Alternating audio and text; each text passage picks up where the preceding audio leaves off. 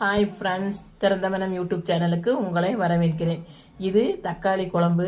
கிராமத்து சுவையில் நம்ம ரோட்டு கடையிலலாம் கிடைக்கிற மாதிரி தக்காளி குழம்பு, இட்லி தக்காளி குழம்பு சூப்பராக இருக்கும். இது எப்படி செய்கிறதுன்னு செஞ்சு காமிக்கிறேன்.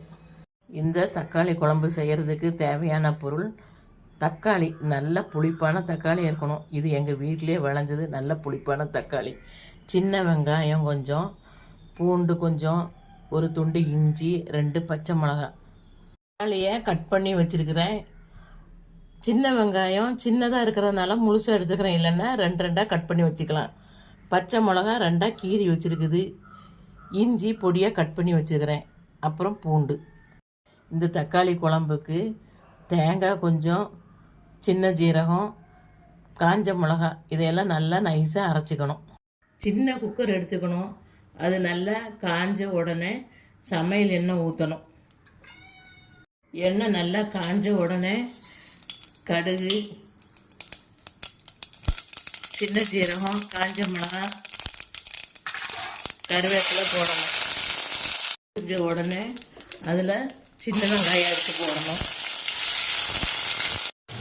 அது கூட இஞ்சி, பூண்டு எல்லாம் போட்டு வதக்கணும்.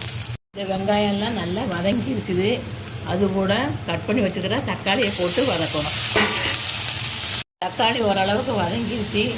அது கூட கொஞ்சம் மிளகாய் பொடி,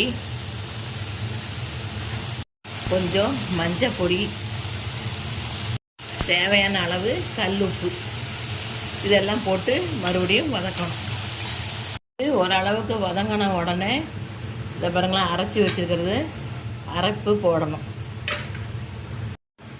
போட்டு நல்லா 2 வதக்கிட்டு இந்த மிக்ஸி ஜாரெல்லாம் கழுவி நமக்கு தேவைக்கு தண்ணியை ஊற்றணும். ஒரு குழம்பு பருவத்துக்கு தேவையான தண்ணியை ஊற்றிக்கலாம். ரொம்ப தண்ணியும் வேண்டாம், ரொம்ப கெட்டியாகவும் இருக்க வேண்டாம். இது இந்த பாருங்களேன், இந்த அளவுக்கு போதும். இனி குக்கரை மூடி 2 விசில் கேட்டு வச்சுது. நம்ம ரெடி ஆயிடுச்சான்னு பார்ப்போம். சுவையான தக்காளி குழம்பு ரெடி. இது சாப்பாட்டுக்கும் நல்லாயிருக்கும், இட்லி தோசைக்கும் நல்லாயிருக்கும், சப்பாத்திக்கும் நல்லாயிருக்கும். ஆனால் ரொம்ப சூப்பராக இருக்கிறது இட்லிக்கு. வீட்டில் நிறைய தக்காளி காய்க்கவும் என்னடா செய்யலாம் அப்படின்ட்டு யூடியூப்பில் பார்த்து தான் செஞ்சேன். நிறையா டிஷ்ஷு கறி மசால் போட்டு வச்சுருந்தது. ஆனால் இது அப்படி கிடையாது. இந்த தக்காளி குழம்பு அப்படியே கிராமத்து சுவையில் ரொம்ப பிரமாதமாக இருக்குது. நீங்களும் செஞ்சு பாருங்கள். சுவையான இட்லி தக்காளி குழம்பு ரெடி. இதை நீங்களும் செஞ்சு சாப்பிட்டு பாருங்கள். நல்லா இருந்ததுன்னா கமெண்ட் பண்ணுங்கள், லைக் பண்ணுங்கள், ஷேர் பண்ணுங்கள்.